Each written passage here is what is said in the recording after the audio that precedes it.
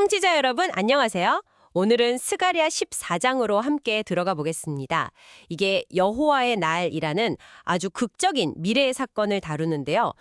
예루살렘에 닥칠 시련, 그리고 또 놀라운 회복의 약속이 함께 담겨 있습니다. 네, 이 장은 예언서 중에서도 특히 좀 강렬한 상징 그리고 이미지로 가득 차 있죠. 하나님의 어떤 결정적인 개입과 세상의 질서가 완전히 재편되는 과정을 그리고 있습니다. 이야기는 예루살렘에 닥치는 위기로 시작하는 것 같아요. 여호와의 날이 오면 모든 민족이 예루살렘을 치러 모여든다. 와. 네, 그렇죠.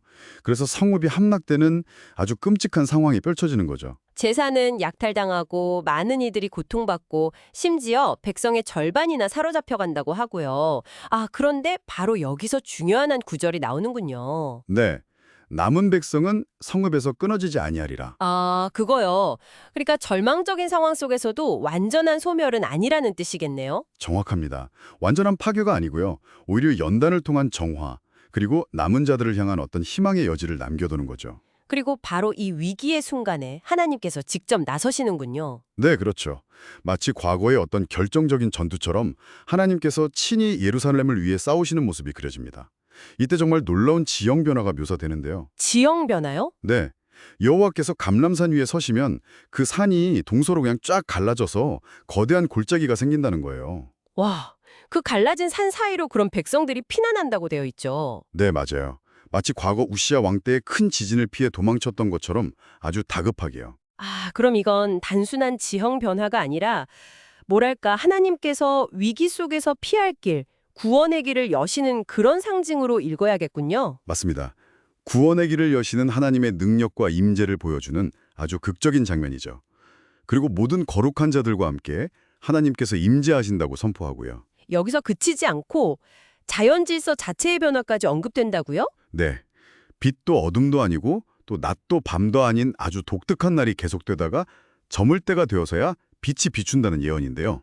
이건 무슨 의미일까요? 기존의 세상 질서가 끝나고 완전히 새로운 시대, 그러니까 하나님의 직접적인 통치가 시작된다는 것을 암시하는 강력한 상징이라고 볼 수 있습니다. 이런 혼돈과 심판 후에 드디어 회복의 그림이 펼쳐지는군요. 예루살렘에서 생명수가 솟아나서 동해와 서해로 끊임없이 흘러간다. 이 약속은 정말 인상적입니다. 네, 이 생명수는 단순한 물이라기보다는 하나님으로부터 흘러나오는 영원한 생명, 그리고 풍성한 축복을 상징하는 거죠. 그렇군요. 마치 사막을 적시는 강물처럼요. 그렇죠. 하나님의 은혜가 온 세상을 향해 흘러 퍼져나갈 것을 보여주는 겁니다. 그리고 이 모든 변화의 정점은 바로 이 선언이죠. 여호와께서 천하의 왕이 되시리니 그날에는 여호와께서 홀로 한 분이실 것이요 그의 이름이 홀로 하나이실 것이라는 선언. 온 세상에 하나님의 유일하신 주권이 완전히 세워지는 비전이네요. 네, 맞습니다. 예루살렘 도시 자체도 베냐민 문이니 성 모퉁이 문이니 구체적인 지명까지 언급하면서 이전보다 더 견고하고 안전하게 회복될 것이라고 약속하고요. 다시는 저주가 없고 평안히 살게 된다는 약속이 주어지네요. 네, 그런데 이 평화는 그냥 오는 것이 아니라 대적들에 대한 심판을 동반하는 거죠. 심판이요?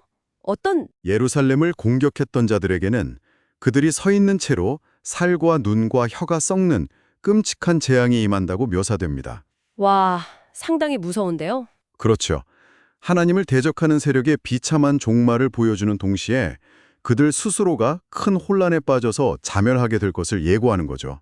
유다도 싸움에 참여하고 또 이방 나라들의 많은 보화가 모인다는 내용도 있고요. 네, 그리고 재앙은 가축에게까지 미친다고 되어 있습니다. 근데 여기서 흥미로운 점은 살아남은 이방 민족들에게 주어지는 의무예요. 의무요? 어떤 의무죠? 매년 예루살렘에 와서 만군의 여호와께 경배하고 또 초막절을 지켜야 한다는 겁니다. 초막절이요. 이 절기를 지키라는 건 어떤 특별한 의미가 있을까요? 초막절은 본래 광야에서 이스라엘을 지키시고 인도하신 하나님의 은혜와 임재를 기념하는 절기잖아요. 네, 그렇죠. 이제는 이게 이스라엘을 넘어서 모든 민족이 하나님의 보호와 통치 아래 있음을 인정하고 감사해야 한다는 의미로 확장된 것이라고 볼 수 있습니다. 따르지 않으면 비가 내리지 않는 재앙이 임한다는 경고까지 붙어 있네요. 하나님의 주권이 정말 보편적이라는 걸 강조하는 것 같습니다. 맞습니다.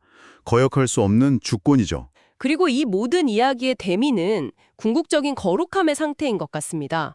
말방울에까지 여호와께 성결이라고 새겨진다니. 네. 그리고 성전의 모든 솥이 제단의 거룩한 기물처럼 구별된다는 것은 정말 파격적이죠. 그러니까 일상과 신성함의 경계가 완전히 허물어지는 느낌인데요. 바로 그 점이 핵심입니다. 거룩함이라는 것이 성전이나 어떤 특정 예식에만 갇혀 있는 게 아니고요. 삶의 모든 영역, 아주 평범한 물건에까지 스며드는 상태를 그리는 거죠. 예루살렘과 유다의 모든 솔실 거룩한 제사에 쓰일 수 있게 되고 마지막으로 그날에는 만군의 여호와의 전에 가나안 사람이 다시 있지 아니하리라는 선언. 이게 어떤 의미죠? 어떤 부정한 것도 용납되지 않는 완전한 정결과 성별의 상태, 즉 하나님과의 온전한 교제가 이루어지는 시대를 나타내는 겁니다. 스가랴 14장은 이렇게 두려운 심판의 이미지와 함께 하나님의 강력한 개입을 통해서 모든 것이 회복되고 거룩함으로 충만해지는 미래를 보여주네요. 참 극적인 여정입니다. 이 심판과의 회복 그리고 궁극적인 거룩함의 비전 중에서 청취자 여러분의 마음을 가장 크게 움직이는 부분은 어디인가요? 마지막으로 이런 질문을 한번 던져보고 싶습니다. 예루살렘이라는 특정 장소를 넘어서요.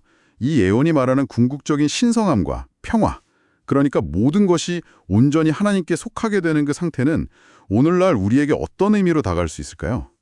우리 시대 속에서 이런 완전한 변화와 온전한 거룩함이라는 개념을 어떻게 이해하고 또 소망할 수 있을지 한번 깊이 생각해 보시면 좋겠습니다.